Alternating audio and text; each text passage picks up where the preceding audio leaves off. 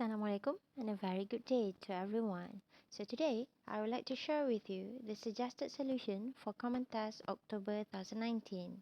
Question 2 MFRS 138 Intangible Assets. Question 2a. An intangible asset can be recognized as an asset if it meets the definition of an intangible asset, which is an identifiable non-monetary asset without physical substances.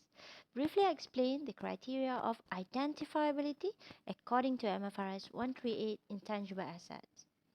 An asset is identifiable if it either number 1 is separable, that is capable of being separated or divided from the entity and sold, transferred, licensed, rented, or exchanged either individually or together with a related contract, identifiable asset or liability, regardless of whether the entity intends to do so. Or number 2, arises from contractual or other legal rights, regardless of whether those rights are transferable or separable from entity or from other rights and obligations. So when the question asks you about the criteria of identifiability, you must explain these two criteria or these two conditions. Next, question 2b. Let's read the question. Labu Sayur Berhad operates a chain of traditional homestays in Negeri Sembilan.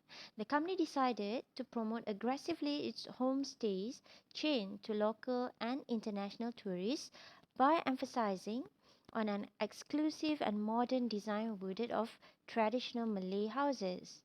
On 1st January 2016, it acquired a corporate customers lease from Vast Database Corporation for Rm 250,000, and it is estimated to be valid for 5 years due to frequent revision of new customers in the tourism industry. On 31st December 2018, the fair value of the customer's lease was 80,000. Intangible asset is measured using revaluation model. So explain the accounting treatment for the customer's lease on the year ended 31st December 2018. So the first point, the acquired customer's lease is recognized as intangible asset as per MFRS 138 IA at the cost of Rm 250,000. As you can see there, the one in yellow color is the keyword for your accounting treatment. So for the first point, you can mention about the classification and also the measurement, right? And number 2, since the customer's lease has definite useful life of 5 years, the amortization is provided at Rm 50,000 and will be charged to SOPL. So for number 2, it's explaining about the finite useful life. Since the customer's lease has a finite useful life, then you have to provide for amortization. So what happened to this amortization expense? It will be expense off to SOPL. So next, the third accounting treatment, the third point could be the carrying amount at the end of 2018, which is immediately before you revalue. So the carrying amount of the customer's lease on 31st December 2018 is Rm 100,000. Next point could be about the revaluation model. Either you got a revaluation surplus or deficit. So you have to explain in the next point.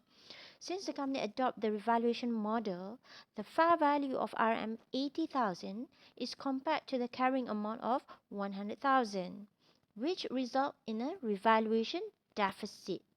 Deficit when your fair value is less than the carrying amount. So revaluation went to a deficit of Rm 20,000. So what happened to this deficit on revaluation? Will be charged or expense off to SOPL.